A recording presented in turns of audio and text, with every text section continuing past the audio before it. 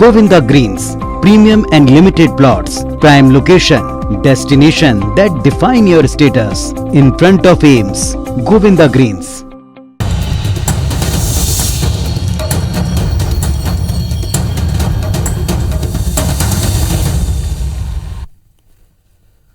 नमस्कार, बहुत स्वागत है आप सबका। मैं पुनीत पाठक और छत्तीसगढ़ की खबरें विस्तार से देखेंगे। छत्तीसगढ़ में 1 दिसंबर से धान की खरीदी की जानी है, लेकिन इसके पहले ही बारदाने को लेकर पॉलिटिक्स शुरू हो गए। मुख्यमंत्री भूपेश बघेल ने आज प्रधानमंत्री को पत्र लिखकर के बारदाने की व्यवस्था करने का अनुरोध किया। ये भी कहा कि अगर बारदाने की व्यवस्था नहीं की गई तो वे पूरे मंत्रिमंडल के साथ मिलकर उनसे अनुरोध करेंगे। मुख्यमंत्री ने अपनी चिट्ठी में कहा कि धान खरीदी के लिए 5,25,000 गठान बारदानों की आवश्यकता है, लेकिन स्वीकृति 2,14,000 गठानों की मिल पाई। इनमें से अब तक सिर्फ 86,856 गठान बारदाना ही मिला है। मुख्यमंत्री ने लिखा कि यदि वक्त पर बारदाने नहीं मिले तो राज्य में कानून व्यवस्था की स्थिति निर्मित हो सकती है। उन्होंने प्रधानमंत्री से उसना चावल खरीदने का अनुरोध भी किया।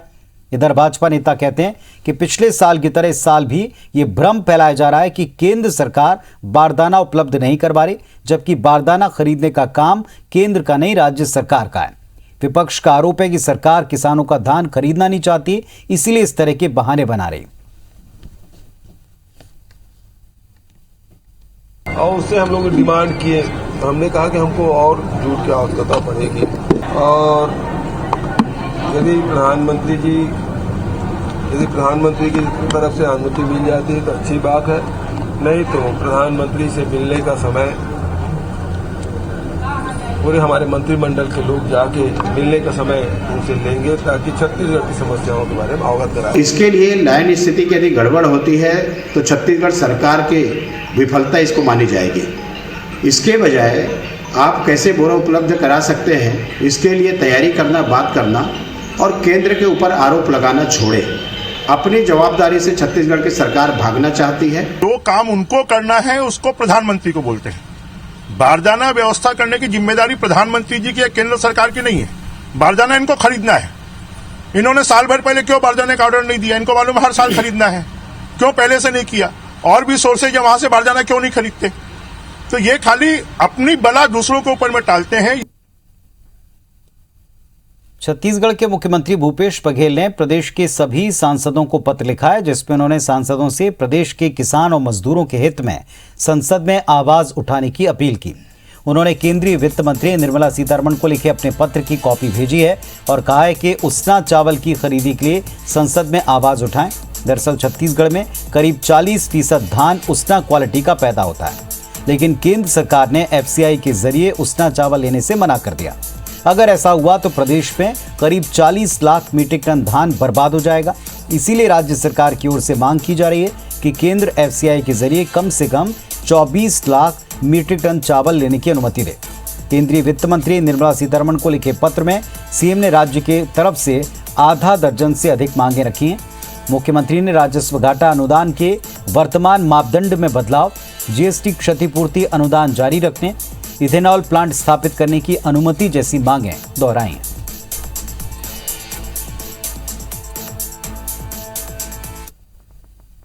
इधर छत्तीसगढ़ की जनता को कोरोना वैक्सीन का बूस्टर डोज जल्द लग सकता है। दरअसल प्रदेश के स्वास्थ्य मंत्री TS सिंहदेव ने केंद्रीय स्वास्थ्य मंत्री को पत्र लिखा। इसमें उन्होंने बूस्टर लगवाने की प्रक्रिया को जल्द शुरू करने का आग्रह किया। सिंहदेव ने अपने पत्र में कई देशों में कोरोना की तीसरी और चौथी लहर का जिक्र किया। साथ ही कहा कि एक्सपर्ट इस बात को प्रमाणित कर रहे हैं कि वैक्सीन की दूसरी डोज के बाद भी एंटीबॉडी का स्तर 6 से 9 महीने में कम हो रहा है और ऐसे में प्रदेश में बूस्टर की जरूरत महसूस की जा रही है। इसीलिए प्रदेश के स्वास्थ्य कर्मियों, फ्रंटलाइन वर्कर्स, कमजोर इम्यूनिटी वाले और बुजुर्गों को बूस्टर डोज लगवाने की आवश्यकता है। और इस वक्त हमारे सहयोगी विनय वर्मा हमारे साथ में जुड़ रहे हैं इस खबर पर ज्यादा जानकारी के साथ। विनय, बताएं क्या मांग की गई? देखिए, देश विदेश में जो कोरोना का संक्रमण थोड़ा सा बढ़ा है, लेकिन छत्तीसगढ़ में अभी ये स्थिति नहीं आई है। ये स्थिति खतरनाक न हो, इसके लिए टी.एस. सिंहदेव ने जो स्वास्थ्य मंत्री, केंद्रीय स्वास्थ्य मंत्री को पत्र लिखकर कहा है कि जो कोरोना की वैक्सीन है उसके जो डोज है, उसके जो बूस्टर डोज है उसे लगवाने की आवश्यकता यहाँ महसूस हो रही है, क्योंकि जो एंटीबॉडी है वो 6 से 9 महीने में उसका जो असर है वो धीरे धीरे कम हो रहा है। ये विशेषज्ञ इस बात को कर रहे हैं उसका असर समाप्त न हो जाए और कहीं न कहीं कैजुअलिटी न बढ़ जाए। इसके रोकथाम के लिए जरूरी है कि बूस्टर डोज लगाया जाए और इसके लिए इसी मांग को लेकर के केंद्रीय स्वास्थ्य मंत्री को जो टी.एस. सिंहदेव ने पत्र लिखा है और कहा है कि जल्दी इस पर फैसला लिया जाए ताकि न केवल छत्तीसगढ़ में बल्कि पूरे देश में जो वैक्सीन का बूस्टर डोज है वो लगवाया जाए और पूरी जो जनता है उसे जो सुरक्षित कर दिया जाए। शुक्रिया आपका विनय इस जानकारी के लिए। तो केंद्रीय स्वास्थ्य मंत्री को प्रदेश के स्वास्थ्य मंत्री ने पत्र लिखकर ये कहा है कि जो कोविड का बूस्टर डोज है उसे लगाने का वक्त आ गया और इसकी प्रक्रिया शुरू करनी चाहिए, क्योंकि 8 से 9 महीने के बाद बूस्टर की आवश्यकता महसूस की जा रही है। लोगों को आज बड़ी राहत मिली जब मुख्यमंत्री भूपेश बघेल ने राजनांदगांव जिले के चिटफंड कंपनियों के निवेशकों को 2 करोड़ 46 लाख रुपए की राशि वापस लौटाई। ये राशि चिटफंड कंपनियों की कुर्क संपत्ति की नीलामी के बाद वसूली गई। इसके पहले भी 16,796 निवेशकों को 7 करोड़ 32 लाख रुपए वापस किए गए थे और आज को मिलाकर अब तक 9 करोड़ 78 लाख रुपए की राशि निवेशकों को वापस की जा चुकी है।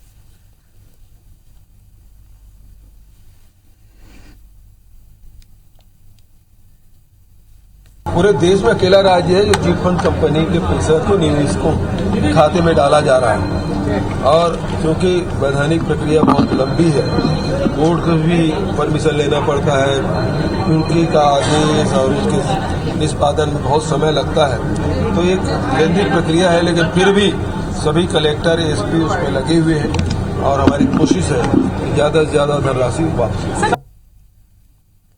छत्तीसगढ़ में नगरीय निकाय की तैयारियां तेज हो गई हैं और इसको लेकर आज राज्य चुनाव आयोग ने बैठक की, जिसमें निर्वाचन आयुक्त ठाकुर राम सिंह ने तैयारियों की समीक्षा की। वो जिलों की तैयारियों को लेकर संतुष्ट नजर आए। उन्होंने कहा कि कोविड प्रोटोकॉल निर्देश बनाने का काम जारी है, काम पूरा होते ही चुनाव की तारीखें घोषित हो जाएंगी। बता दें आपको कि 10 जिलों के एसपी और कलेक्टर इस बैठक में शामिल हुए थे। 4 विभागों के सचिव भी इसमें शामिल हुए। प्रदेश के 15 नगरीय निकायों में चुनाव होना है। निर्वाचन प्रक्रिया में काफ़ी प्रक्रियाएं होती, काफ़ी स्टेजेज होती हैं, चरण होते हैं, कई चरण की होती हैं। फिर नामांकन का चरण है, फिर कुछ चरण है, फिर चरण है। सभी चरणों में कोविड का पालन हो, निर्वाचन प्रक्रिया सुगम हो और आम आदमी, आम मतदाता उसको तकलीफ ना हो, इस प्रकार से व्यवस्था जिलों में बनाई जाए और आयोग ने इस बात की आज समीक्षा की है। छत्तीसगढ़ में होने वाले 15 नगरीय निकाय चुनाव की तारीख भले ही घोषित न हुई हो, लेकिन इसकी तैयारियों को लेकर राजनीतिक दलों ने कमर कस ली है। बैठक और दूसरी रणनीतियों पर पार्टी ने काम शुरू कर दिया है और इसी कड़ी में कांग्रेस ने 15 नगरीय निकाय चुनाव के लिए 25 पर्यवेक्षकों की नियुक्ति कर दी है। नगर निगम और नगर पालिका परिषद के लिए 2-2 पर्यवेक्षक नियुक्त किए गए, जबकि हर नगर पंचायत के लिए 1 पर्यवेक्षक नियुक्त किया है। सिर्फ भिलाई नगर निगम ऐसा है जिसके लिए पार्टी ने 3 पर्यवेक्षक नियुक्त किए। हालांकि नगरीय निकाय चुनाव 10 जिलों में होने, लेकिन अकेले दुर्ग जिले में 3 नगर निगम और 1 नगर पालिका परिषद का चुनाव है। कांग्रेस ने भिलाई नगर निगम के लिए गिरीश देवांगन, अर्जुन तिवारी और द्वारिकाधीश यादव को चुनाव पर्यवेक्षक बनाया। वहीं नवगठित रिसाली नगर निगम के लिए चंद्रशेखर शुक्ला और अरुण सिसोदिया को पर्यवेक्षक बनाया। भिलाई चरौदा नगर निगम के लिए अटल श्रीवास्तव और पीयूष कोसरे और बीरगांव के लिए राजेंद्र साहू और मोतीलाल देवांगन को पर्यवेक्षक नियुक्त किया है। हम जीतेंगे। पहले भी हमने नगर निगम की 10 जीती थी, इस बार भी शेष 4 नगर निगम हम जीतेंगे, नगर पालिका भी हम जीतेंगे और देखिए कांग्रेस के प्रति लोगों का उत्साह, आस्था और विश्वास बढ़ेगा। कांग्रेस पार्टी ने अपने नेताओं के पर्यवेक्षकों की सूची जारी की है। ये सब जो पर्यवेक्षक हैं संबंधित नगर निगम में जाके, नगर निकाय में जाके, नगर पंचायत में जाके वहाँ के कांग्रेस जनों के साथ बैठक करेंगे। मुख्यमंत्री भूपेश बघेल ने कुछ दिन पहले दुर्ग के रिसाली क्षेत्र के विकास के लिए करोड़ों की सौगात दी थी और इसी के मद्देनजर गृह मंत्री ताम्रध्वज साहू ने आज अपने विधानसभा क्षेत्र के रिसाली के वार्डों में बाइक रैली निकालकर सीएम का आभार जताया। जूरा तराई से रुआ बांधा तक बाइक रैली निकाली गई, जिसमें गृह मंत्री ने खुद बाइक चलाई। इस बाइक रैली में भिलाई नगर विधायक देवेंद्र यादव समेत कई नेता और पदाधिकारी मौजूद रहे। विशाल बाइक रैली माननीय कई जन के दिमाग में कांवर रैली मैं माननीय मुख्यमंत्री जी ने कह रहे कि मैं रैली निकालूं तेकर बाद आम सभा होना चाहिए। कवर्धा में हुई घटना की न्यायिक जांच की मांग को लेकर भाजपा के सांसद विधायक कल रायपुर में मुख्यमंत्री निवास के सामने धरना देंगे। भाजपा प्रदेश अध्यक्ष विष्णुदेव साय, पूर्व मुख्यमंत्री रमन सिंह के नेतृत्व में दोपहर 2 बजे भाजपा सांसद, पूर्व सांसद, विधायक, पूर्व विधायक एकात्म परिसर से मुख्यमंत्री निवास के लिए निकलेंगे और फिर सीएम हाउस के सामने धरने पर बैठेंगे। पूर्व मंत्री बृजमोहन अग्रवाल ने कवर्धा कांड में पुलिस पर एक तरफा कार्रवाई का आरोप लगाते हुए मामले की न्यायिक जांच की मांग की है। उन्होंने कहा कि भाजपा की मांग पर सरकार ने अब तक कोई फैसला नहीं लिया, इसलिए वो धरना देने जा रहे हैं।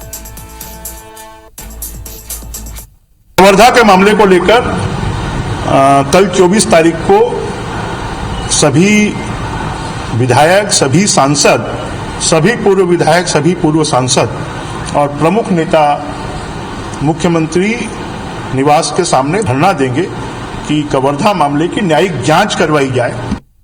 छत्तीसगढ़ के रजिस्ट्रार फर्म और सोसाइटी ने छत्तीसगढ़ कर्मचारी अधिकारी फेडरेशन की शिकायत पर शासकीय अधिकारी कर्मचारी फेडरेशन का रजिस्ट्रेशन रद्द कर दिया।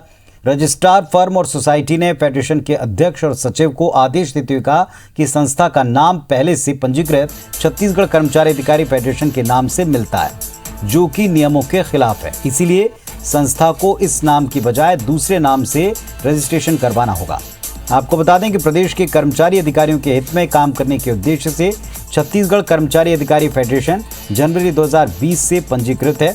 इसके बाद संस्था में विवाद होने के बाद कुछ सदस्यों ने फेडरेशन से अलग होकर शासकीय अधिकारी कर्मचारी फेडरेशन नाम से एक नई संस्था बना ली, लेकिन नाम मिलने की शिकायत के बाद शासकीय अधिकारी कर्मचारी फेडरेशन का रजिस्ट्रेशन रद्द कर दिया गया है।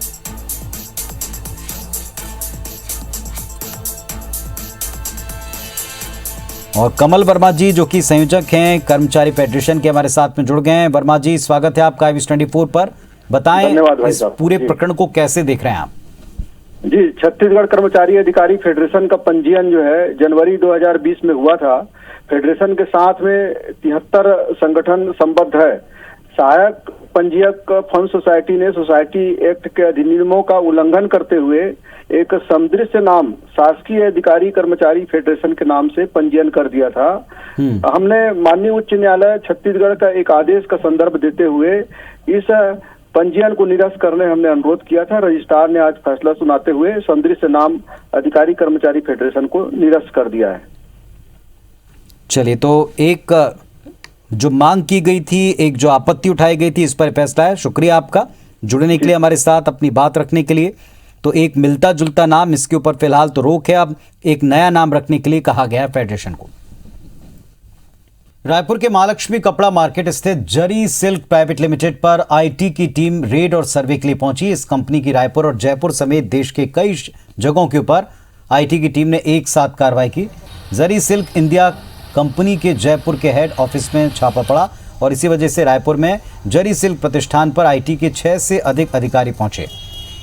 हालांकि कितने की टैक्स चोरी का मामला है, इसका खुलासा फिलहाल नहीं हुआ। जांच पूरी होने के बाद बड़े खुलासे की उम्मीद है। राजधानी रायपुर के पंडरी स्थित महालक्ष्मी कपड़ा मार्केट में आयकर विभाग की टीम ने जो ये जरी जयपुर सिल्क प्राइवेट लिमिटेड है उस पे यहाँ पे रेड कार्रवाई की है और साथ ही सर्वे भी यहाँ पे चल रहा है। बताया जा रहा है कि ये जो जरी जयपुर है ये जयपुर राजस्थान का प्रतिष्ठान है और इसके कई फ्रेंचाइजीज हैं देश में, तो वहां पे ये बताया जा रहा है कि वहां पे रेड और सर्वे कार्रवाई यहाँ पे चल रही है। अभी बताया जा रहा है कि ये जो कपड़ा मार्केट स्थित जो जरी जयपुर के नाम से जो दुकान है वहां पे सुबह 9 बजे ये आयकर के करीब 6 से अधिकारी और कुछ वैल्यूअर यहाँ पे घुसे हैं और यहाँ पे जो है सर्वे की कार्रवाई अभी यहाँ पे जारी है। फिलहाल अभी इस बात का खुलासा नहीं हुआ है कि यहाँ पे जो सर्वे हो रहा है वो किस कारण से हो रहा है, लेकिन बताया ये जा रहा है कि जयपुर स्थित जो इनका हेड ऑफिस है वहां पे ये रेड कार्रवाई हुई है और बाकी जो देश में जो इनके फ्रेंचाइजीज हैं वहां पे ये सर्वे कार्रवाई यहाँ पे किया जा रहा है। फिलहाल अभी जो आयकर के अधिकारी हैं वो अंदर यहाँ पे जांच कर रहे हैं, जो कंप्यूटर हैं यहाँ के इनके जो डिटेल्स हैं, हालांकि इनका जो सारा पेमेंट होता है वो ऑनलाइन होता है, लेकिन उसके बावजूद भी अभी जिस तरीके से आयकर के अधिकारी जो सुबह से 9 बजे से यहाँ पे 6 सदस्यीय टीम यहाँ पहुंची है वो यहाँ पे सर्वे कर रही है। अभी हालांकि कितना यहाँ पे आयकर की चोरी हुई है इस बात का खुलासा नहीं हुआ, लेकिन ये रेड और सर्वे कार्रवाई जो खत्म होने के बाद बड़ी खुलासे की यहाँ पे आशंका जताई जा रही है। कैमरामैन अनूप साहू के साथ तहसीन जैदी, IBC 24 रायपुर। तो इस बुलेटिन में फिलहाल इतना ही। खबरों और अपडेट्स के लिए आप देखते रहें IBC 24। नमस्कार।